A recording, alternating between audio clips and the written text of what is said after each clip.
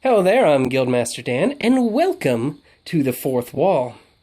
Last year, we missed Halloween, but those of you who have been around a while may recall that we have a bit of a Halloween series that we do sometimes, known as Internet Inspirations for Horror Games.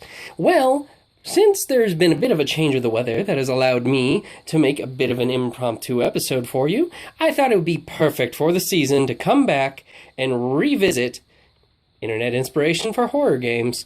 Let's see what we have this year, shall we?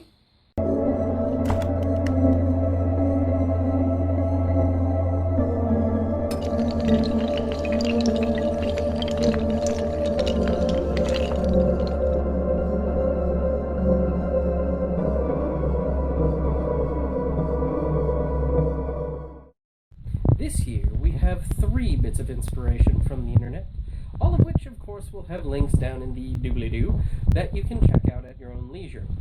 The first of which is a podcast, or rather setting I'd like to explore for you, by the name of Sayer.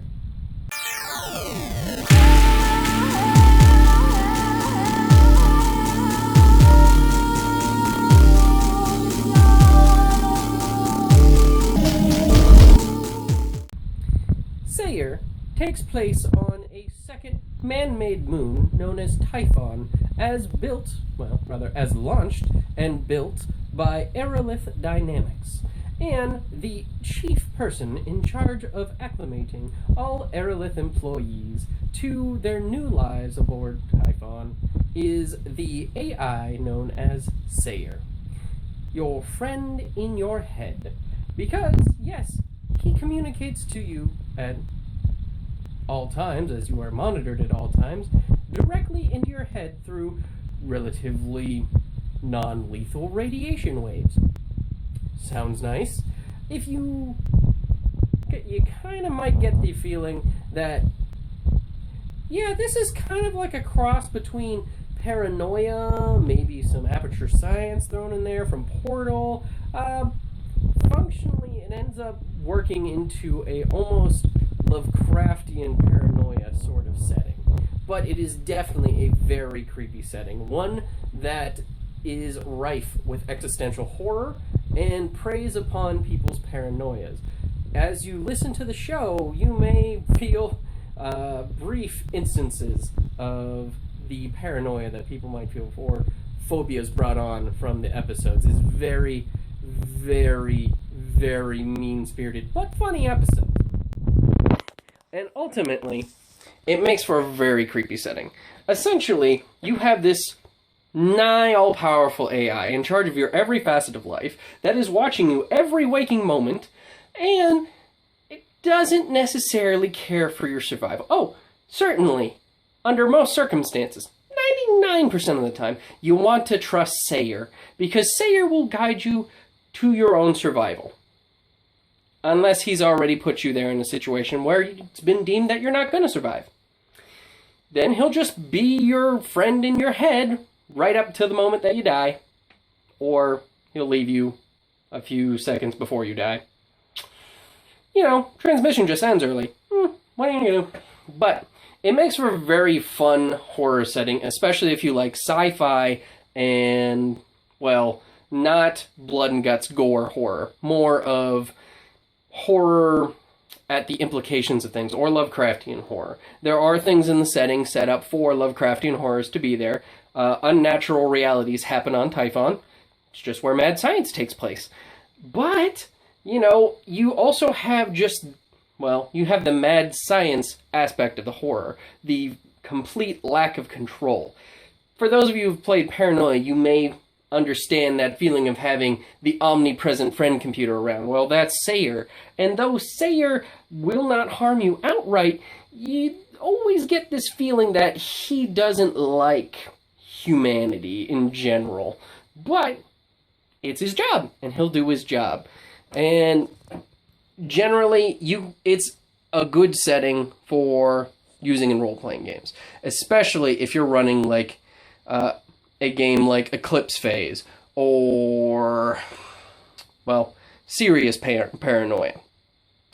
It In fact, it does work well because Adam Bash, the creator, actually runs a role-playing version of it called Moon Cops, also on Geekly Inc. that you can listen to, which I'll go ahead and include below because it is actually canon to the episodes. I definitely recommend that you check it out because pretty much if you want to be researchers walking around in a space facility that may or may not have intelligent doors, elevators that hold grudges, plants that can move of their own free will and will hiss when they're near to prey, or mirrors that once a year will seethe and might possibly lash out at the people around them. If that stuff sounds like fun to you, be sure to check out Sayer. Next on the list is a particularly popular one that some of you on YouTube may have heard of. It's a little game that had a couple of sequels throughout this past year by the name of Five Nights at Freddy's.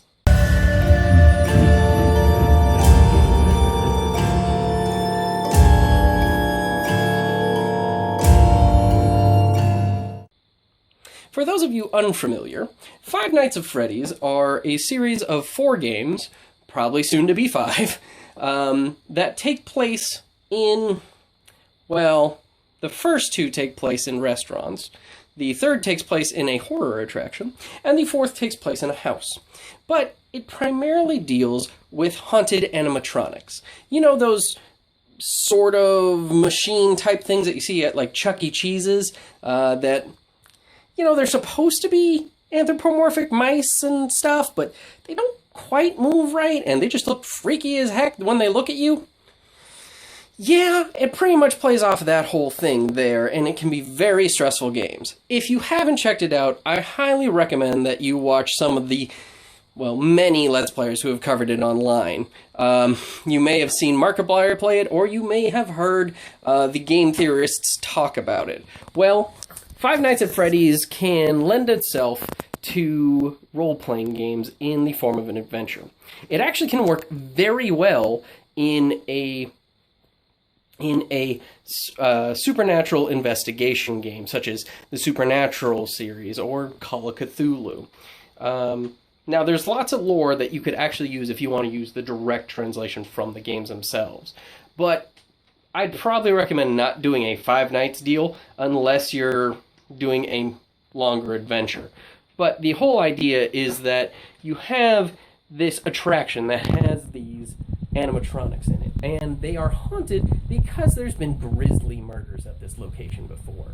And ultimately, it's up to your players to investigate, learn the origins of the deaths, what happened to them, and see if they can either excise or at least destroy the hosts for these haunted spirits. Maybe even capture the killer.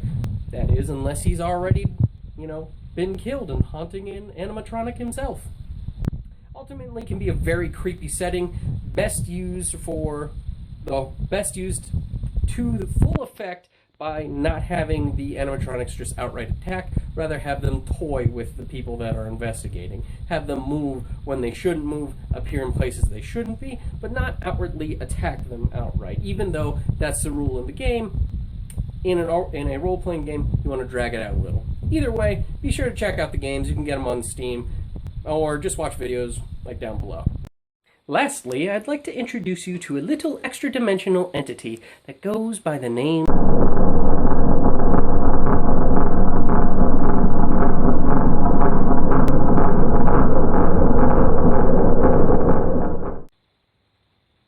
Yes, Zalgo is an extra-dimensional abomination that is kind of a cross between the Lovecraftian old god Nyarlathotep and some interpretations of the Gnostic demiurge. Essentially, he is an extra-dimensional abomination that embodies chaos and the corruption of normalcy. And where else can you find an embodiment of the corruption of normalcy? But the internet. Yes, Zalgo is an elder being that is attempting to break into our world through the internet, where many minds from across the globe have gathered together to throw all of their different ideas and throw all their hatred and all of their angst and all of the bad things that we can see as humans onto the internet. Now, a lot of good things too, but that's a lot of voices going off all at once, a lot of chaos. And this entity can feel that from behind the veil of reality and can feed off of it. And as such, he's already begun his corruption on the internet. You'll see websites and whatnot taint as the text messes up, and the images there warp and decay, and the personalities that are on the internet start to become infected as he reaches into them. These people who put themselves on the internet, like yours truly, and begins to reach into them and spread his infection into reality. Essentially, we're dealing with an elder being, a chaotic hive mind of an entity that is attempting to reach through the internet into reality and pull himself through so that he can spread his corruption across the planet and bring about the end days. Yes, he is an amazing villain who can have lots of different spawn. If you need a Lovecraftian enemy, but you don't quite want to go with Cthulhu or one of the normal, Cthulhu mythos gods, maybe check out Zalgo and see about incorporating him into your game. Works fantastic in settings that use, that are either supernatural investigation, but I think it works very well in cyberpunk fantasy settings such as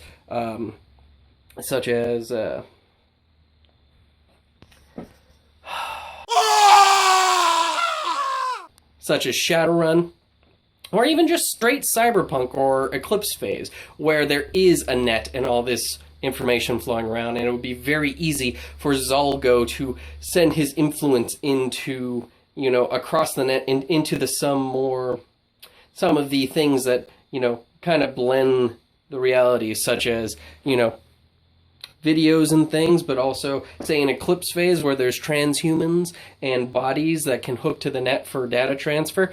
Well, Zalgo data can upload into those things and infect ships and all sorts of things. So, be sure to check out the link below to see what sort of craziness you can see Zalgo get into, and just think about the possibilities of an elder being whose chief attention is placed upon the internet and crawling through it into reality. But other than that, I hope you guys found these some interesting sets of inspiration. By all means, if any of this piqued your interest, please check out the links below, and have a happy Halloween. Toodaloo.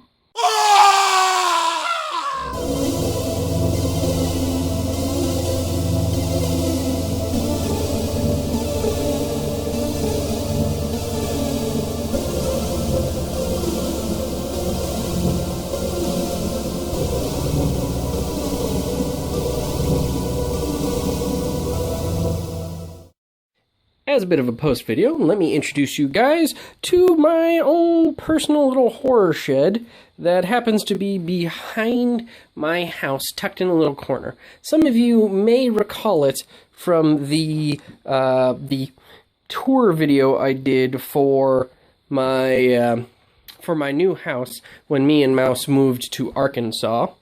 But we will be leaving soon, so this is my last chance to shoot a horror video in this shed, which is by far the creepiest possible setting I could have for a Halloween episode.